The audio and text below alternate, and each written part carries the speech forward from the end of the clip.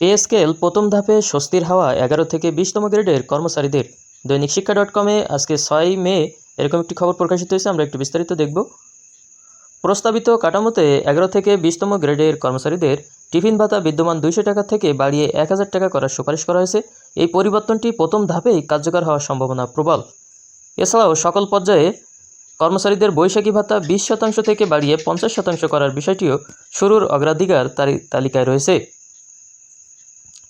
বাস্তবায়নের পথে pay scale 2026-27 অর্থবছর থেকে ধাপে ধাপে বাস্তবায়নের প্রাথমিক পরিকল্পনা গ্রহণ করা হয়েছে। অর্থ মন্ত্রণালয় ও জাতীয় বেতন কমিশনের অভ্যন্তরীণ সূত্রগুলো থেকে প্রাপ্ত তথ্যে জানা গেছে, প্রথম ধাপে মূলত নিম্ন আয়ের কর্মচারী, পেনশনভোগী এবং বিশেষ চাহিদা সম্পন্ন সন্তানদের অভিভাবকদের স্বার্থকে বেশি গুরুত্ব দেওয়া হচ্ছে। তবে বিপুল অর্থের আর্থিক সংশ্লেষ থাকায় প্রথম ধাপে সবার জন্য পূর্ণাঙ্গ সুবিধা নিশ্চিত করা সম্ভব হচ্ছে না। সূত্র মতে, নতুন বাজেটে বেতন ভাতা ও পেনশন খাতে অতিরিক্ত 35,000 কোটি টাকা বরাদ্দ রাখা হয়েছে। এই অর্থ দিয়ে প্রস্তাবিত বেতন কাঠামোর মূল বেতনের অর্ধেক বাস্তবায়ন করার পরিকল্পনা রয়েছে। অর্থাৎ যারা 11 থেকে 20তম গ্রেডের কর্মচারী, মূল্যস্ফীতির বাজারে তাদের জীবনযাত্রার ব্যয় মেটাতে প্রথম কিস্তির বড় অংশ ব্যয় হবে।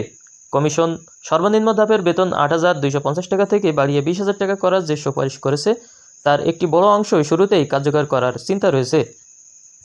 এর ফলে নিম্ন আয়ের কর্মচারীরা তাৎক্ষণিক স্বস্তি পাবেন। নতুন বেতন কাঠামোর সুপারিশে সবচেয়ে মানবিক দিকটি হলো পেনশনভোগীদের জন্য বিন্যাস। যারা বর্তমানে মাসে 20,000 টাকার কম পেনশন পান, তাদের জন্য 100% পর্যন্ত বৃদ্ধির প্রস্তাব করা হয়েছে।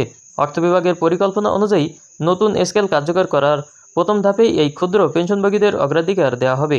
অন্যদিকে যারা উচ্চ অঙ্কের পেনশন পান, তাদের বৃদ্ধির হার তুলনামূলক কম 55 থেকে 75% রাখা হয়েছে, যাতে বরাদ্দের সুষম বণ্টন নিশ্চিত হয়। প্রস্তাবিত কাঠামোতে 11 থেকে 20তম গ্রেডের কর্মচারীদের টিফিন ভাতা বিদ্যমান 200 টাকা থেকে বাড়িয়ে 1000 টাকা করার সুপারিশ করা হয়েছে। এই পরিবর্তনটি প্রথম ধাপে কার্যকর হওয়ার সম্ভাবনা প্রবল রয়েছে।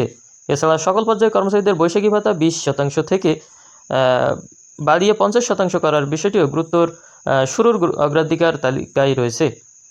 সামাজিক নিরাপত্তার অংশ হিসেবে সরকারি কর্মচারীদের কোনো প্রতিবন্ধী সন্তান থাকলে তাদের জন্য মাসিক 2,000 টাকা ভাতার প্রস্তাব করেছে কমিশন। অর্থ বিভাগ এই মানবিক প্রস্তাবটিকে প্রথম ধাপে কার্যকর করার বিষয়ে ইতিবাচক অবস্থানে রয়েছে। এটি সরাসরি কার্যকর হলে সরকারি চাকরিজীবী পরিবারের একটি বিশেষ অংশ সরাসরি উপকৃত হবে। কেবল নিম্নস্তর নয়, সরকারি চাকরিতে মেধাবীদের ধরে রাখতে উচ্চপদস্থ কর্মকর্তাদের বেতন ও অন্যান্য সুযোগ সুবিধা পুনর্বিন্যাসের পরিকল্পনাও সরকারের রয়েছে। তবে আর্থিক সীমাবদ্ধতার কারণে উচ্চ পদে বড় অঙ্কের সুযোগ সুবিধাগুলো পরবর্তী 2 অর্থবছরে পূর্ণাঙ্গভাবে বাস্তবায়িত হতে পারে। তো সরকারি কর্মচারীদের, বিশেষ করে নিম্ন গ্রেডের কর্মচারীদের জন্য একটি স্বস্তির খবর এটি। তো আশা করি আসন্ন বাজেটে এই খবরের বিস্তারিত বিষয় এবং এই যে বিষয়গুলো বলা হয়েছে সেগুলো দ্রুত কার্যকর হোক, সরকারি কর্মচারীরা একটু হলেও স্বস্তি পাক, এমনটি প্রত্যাশা কিন্তু সকল সরকারি কর্মচারীদের। তো সব আপডেট পেতে অবশ্যই আমাদের চ্যানেলটি সাবস্ক্রাইব করে, লাইক দিয়ে, কমেন্ট করে অবশ্যই আপনাদের মতামত জানিয়ে যাবেন। ধন্যবাদ সকলকে।